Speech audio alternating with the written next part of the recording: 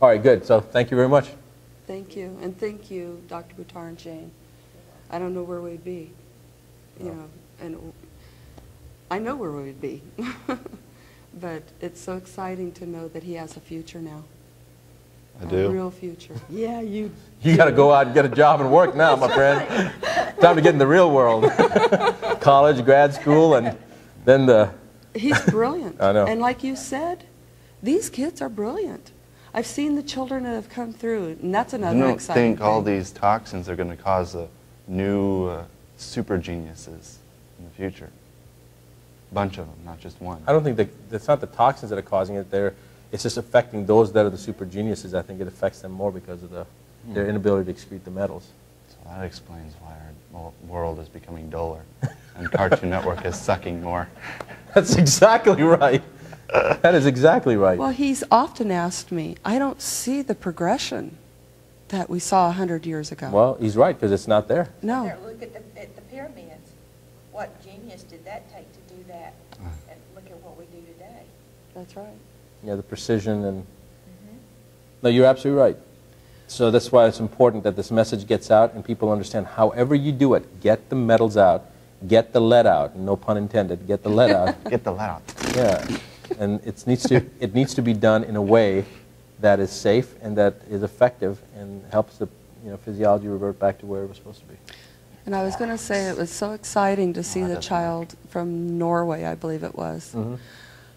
I don't remember his name, but when I first saw him, he was on the floor and he was doing the flapping. That's at the old office. Right. Flapping and couldn't speak, still soiling his pants, and his dad would bring him faithfully. I don't remember. He would bring him faithfully.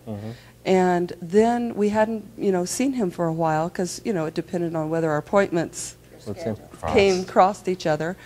And I'll never forget him walking in. He was an 8-year-old boy. Walked in instead of being carried in or, handled like a 3-year-old.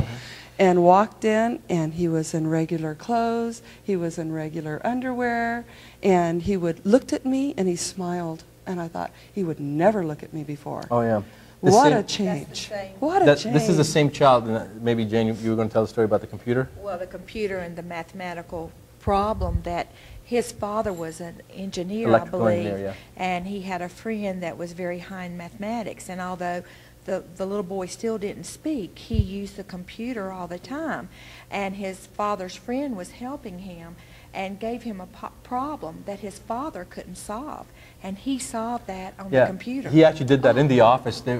I walked into the room, and the father had stepped out to go to the restroom, and his son picked up the laptop and started working on it. And when the dad came in, he freaked out because he thought the son had ruined whatever he was working on.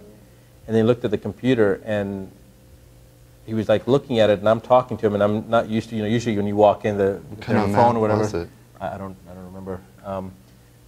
Shutting the computer or doing whatever they were going to be finished with when the doctor walks in and Jane walks in, and he was so engrossed in looking at this problem because he was worried that his son had messed it up, and he got really emotional. I said, "What's wrong?" And he had, tears started coming out, and he was able to do that. He said, "My son just fixed this problem. I've been working on this for the last 2 weeks."